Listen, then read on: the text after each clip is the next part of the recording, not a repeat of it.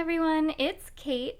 I am so excited to be back and filming a video for you guys. I really have missed you all, and I'm excited to get back into my YouTube channel.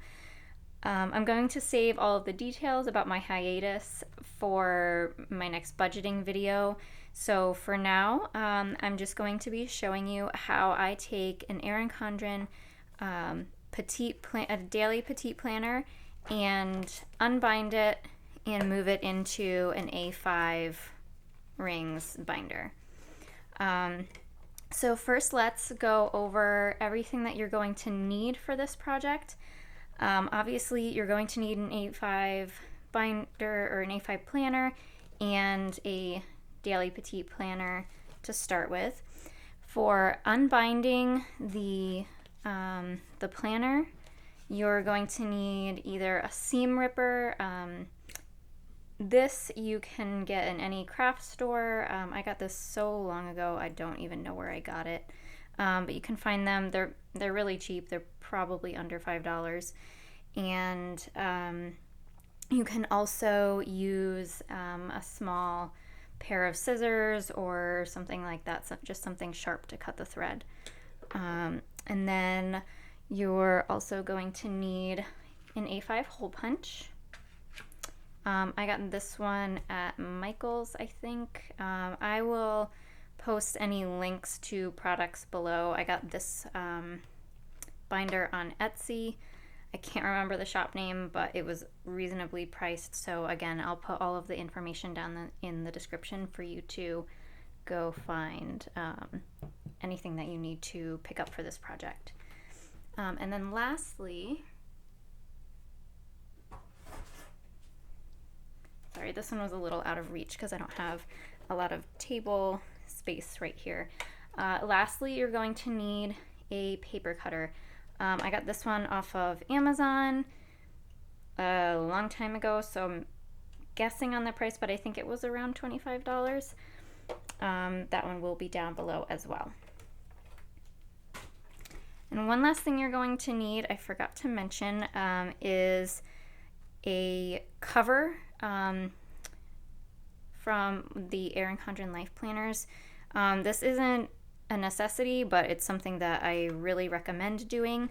And basically what it does is it protects your pages when you close the rings so that the pages don't curl up underneath the rings. And then it also provides a nice backing if you're writing on, say, this first page. You don't have to deal with this as you're backing. And then I also get a kind of a page marker out of it, but I'll show you how I do that later. I originally filmed this video a couple of months ago, but the footage wasn't very good. So if I can salvage a clip of me doing the cover part, I'll probably insert that a little later on in the video. So we're going to move everything else out of the way, and then I'm going to take my seam ripper or small pair of scissors and just go into each of these. Oops, don't cut yourself, guys. It's easier if you kind of get in close like this. So go into each of the stitches and just cut that. This is where the seam ripper really comes in handy. I don't know if scissors would work as gracefully as this. So this is a really quick and easy step. I would kind of pull on the ends at the top and bottom just because they were secured pretty well, so you're probably going to want to loosen them up a little bit. And then let's see if we can find our center. You might be able to just pull the thread. There you go.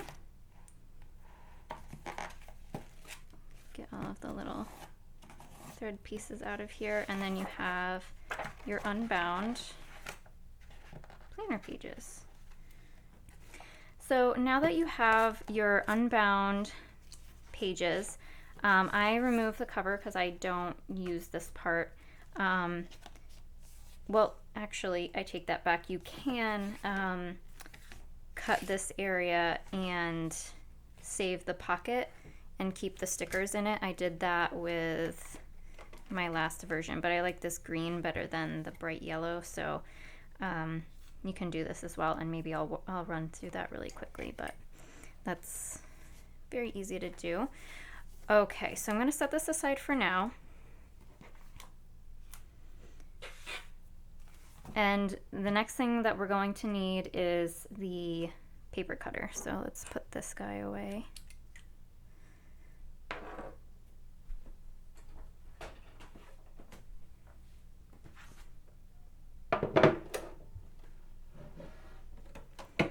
Okay, so for these pages, I like to go for a width of, I think it's 5.5 inches, and that really nicely removes the bend in the page as well as the holes from the seam, and gives you still plenty of room to hole punch without interfering with the layout. So I'm going to start in the beginning here and do my best to keep the pages in order.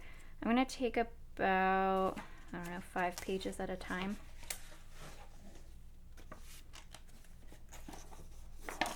So we're looking for 5.5 inches. So I'm going to put it through this way.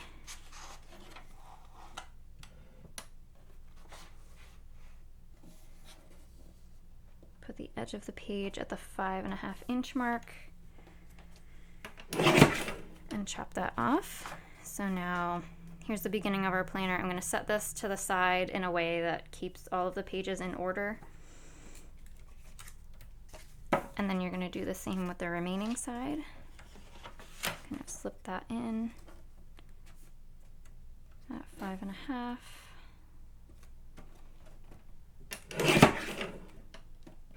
Cut off the middle part. And then you have your extra pages. Now I'm going to start setting these in a separate pile next to each other, and I'll keep filling them in as I go.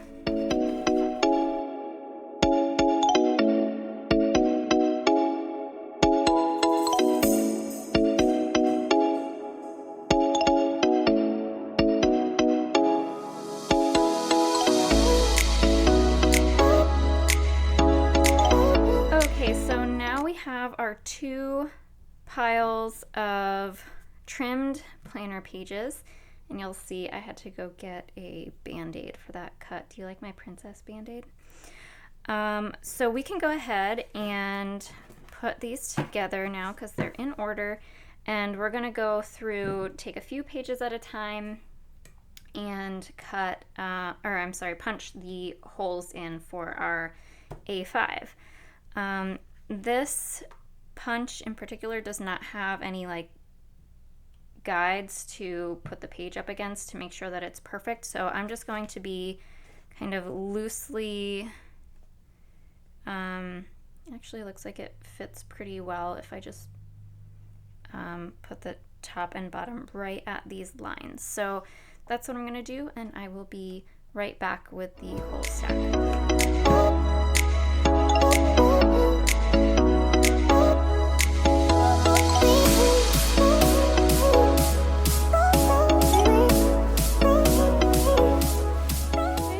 So now all of our pages are punched. We can set this aside, and you'll see that it works out really nicely. There's plenty of room in the margin for the holes, and it doesn't interfere with our layout at all. So there's nothing to worry about with those. So I'm going to go ahead and take this out. I did this with the last volume of the Petite Planner, and I honestly didn't use the pages all that much, which is embarrassing because I went through all the trouble to do it. But I do find it really useful to have these pages available because there are some days where I really just need to be able to jot down a really long to-do list, and yeah, I just don't want to make my life planner and my weekly spread super messy, so this really comes in handy. I'm thinking about getting the undated version next time I do this, simply because I don't use it every single day, so it would be much less wasteful. But yeah, so I'm also thinking about doing the same thing, unbinding and hole punching some of these notebooks. I have plain lined paper, I have dot grid, and I have the habit trackers as well. So I was thinking about taking some of these just so I have a couple of those pages and layouts on hand in the back of the planner, but I'm not going to do that right now. Hopefully at this point I can find some footage that I took of cutting the cover. If not, basically you're just going to go through the same thing, use the paper cutter, and I had no trouble cutting through this. It might not work if you have one of the paper cutters that just do like the slide, if you know what I mean. I think I have one around here, just not within reach. I believe I had this measure at 6.25 inches. I might have gone with 6 inches if I thought about it, because once you do close the binder, it comes right to the edge here. So 6 inches is probably what I would recommend. But once I punched the holes in, I couldn't trim any more off without messing that up. And then you end up with some extra piece of the laminated cover, which I'm guessing that this is 3/4 inch.